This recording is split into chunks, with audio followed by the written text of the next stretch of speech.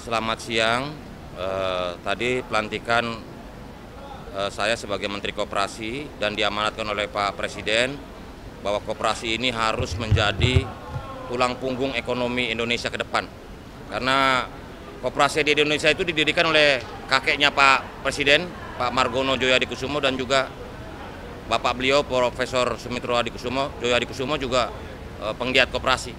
Sehingga beliau punya hasrat, punya keinginan agar koperasi berkembang pesat di Indonesia, karena koperasi ini adalah sendinya ekonomi rakyat, sokoguru ekonomi Indonesia, dan juga diharapkan pembangunan ekonomi Indonesia yang maju dan berkelanjutan harus menyertakan rakyat. Karena itu kita di Kementerian Koperasi bertekad untuk mensukseskan dan menggairahkan koperasi di Indonesia supaya koperasi ini bisa menjadi lokomotif, salah satu lokomotif pertumbuhan dan pemerataan ekonomi nasional. Begitu ya, terima kasih. Di kantornya di Kuningan.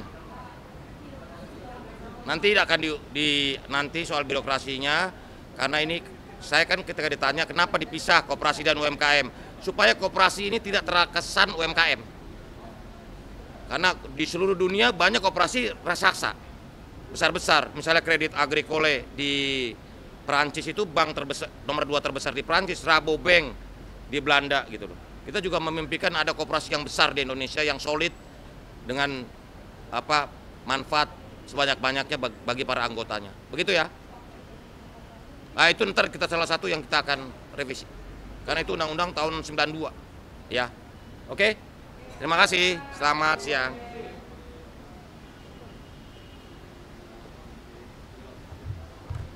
Selamat siang. Tadi pelantikan saya sebagai Menteri Koperasi dan diamanatkan oleh Pak Presiden bahwa koperasi ini harus menjadi tulang punggung ekonomi Indonesia ke depan. Karena koperasi di Indonesia itu didirikan oleh kakeknya Pak Presiden, Pak Margono Djoyohadikusumo, dan juga bapak beliau Profesor Sumitro Djoyohadikusumo juga penggiat koperasi. Sehingga beliau punya hasrat, punya keinginan agar koperasi berkembang pesat di Indonesia, karena koperasi ini adalah sendinya ekonomi rakyat, sokoguru ekonomi Indonesia, dan juga diharapkan pembangunan ekonomi Indonesia yang maju dan berkelanjutan harus menyertakan rakyat. Karena itu kita di Kementerian Koperasi bertekad untuk mensukseskan dan menggairahkan koperasi di Indonesia supaya koperasi ini bisa menjadi lokomotif, salah satu lokomotif pertumbuhan dan pemerataan ekonomi nasional. Begitu ya, terima kasih. Di kantornya di Kuningan.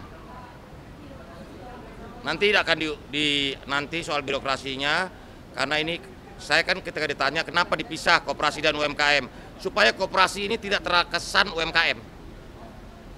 Karena di seluruh dunia banyak koperasi raksasa, besar-besar. Misalnya Credit Agricole di Perancis itu bank terbesar, nomor 2 terbesar di Perancis, Rabobank di Belanda gitu loh. Kita juga memimpikan ada koperasi yang besar di Indonesia yang solid dengan manfaat sebanyak-banyaknya bagi para anggotanya. Begitu ya.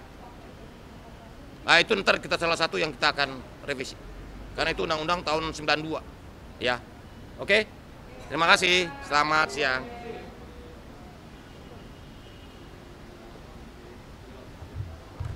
Selamat siang. Tadi pelantikan saya sebagai Menteri Koperasi dan diamanatkan oleh Pak Presiden bahwa koperasi ini harus menjadi tulang punggung ekonomi Indonesia ke depan. Karena koperasi di Indonesia itu didirikan oleh kakeknya Pak Presiden, Pak Margono Djoyohadikusumo, dan juga bapak beliau Profesor Sumitro Djoyohadikusumo juga penggiat koperasi. Sehingga beliau punya hasrat, punya keinginan agar koperasi berkembang pesat di Indonesia, karena koperasi ini adalah sendinya ekonomi rakyat, sokoguru ekonomi Indonesia, dan juga diharapkan pembangunan ekonomi Indonesia yang maju dan berkelanjutan harus menyertakan rakyat. Karena itu kita di Kementerian Koperasi bertekad untuk mensukseskan dan menggairahkan koperasi di Indonesia supaya koperasi ini bisa menjadi lokomotif, salah satu lokomotif pertumbuhan dan pemerataan ekonomi nasional. Begitu ya, terima kasih. Di kantornya di Kuningan.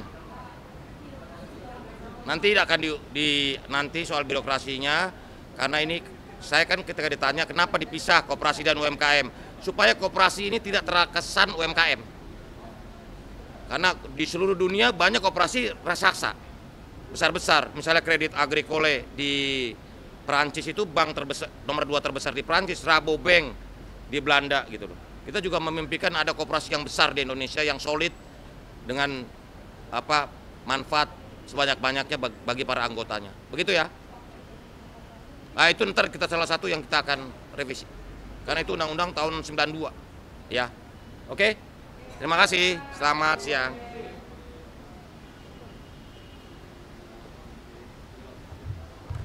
Selamat siang. Tadi pelantikan saya sebagai Menteri Koperasi dan diamanatkan oleh Pak Presiden bahwa koperasi ini harus menjadi tulang punggung ekonomi Indonesia ke depan. Karena koperasi di Indonesia itu didirikan oleh kakeknya Pak Presiden, Pak Margono Djoyadikusumo, dan juga bapak beliau Profesor Sumitro Djoyadikusumo juga penggiat koperasi. Sehingga beliau punya hasrat, punya keinginan agar koperasi berkembang pesat di Indonesia. Karena koperasi ini adalah sendinya ekonomi rakyat, sokoguru ekonomi Indonesia, dan juga diharapkan pembangunan ekonomi Indonesia yang maju dan berkelanjutan harus menyertakan rakyat. Karena itu kita di Kementerian Koperasi bertekad untuk mensukseskan dan menggairahkan koperasi di Indonesia supaya koperasi ini bisa menjadi lokomotif, salah satu lokomotif pertumbuhan dan pemerataan ekonomi nasional. Gitu ya. Terima kasih. Di kantornya di Kuningan. Nanti akan nanti soal birokrasinya, karena ini saya kan ketika ditanya kenapa dipisah koperasi dan UMKM, supaya koperasi ini tidak terkesan UMKM. Karena di seluruh dunia banyak koperasi raksasa, besar-besar. Misalnya Credit Agricole di Perancis itu bank terbesar, nomor 2 terbesar di Perancis, Rabobank di Belanda gitu loh. Kita juga memimpikan ada koperasi yang besar di Indonesia yang solid dengan manfaat sebanyak-banyaknya bagi para anggotanya. Begitu ya. Nah, itu ntar kita salah satu yang kita akan revisi. Karena itu undang-undang tahun 92. Ya. Oke. Terima kasih. Selamat siang.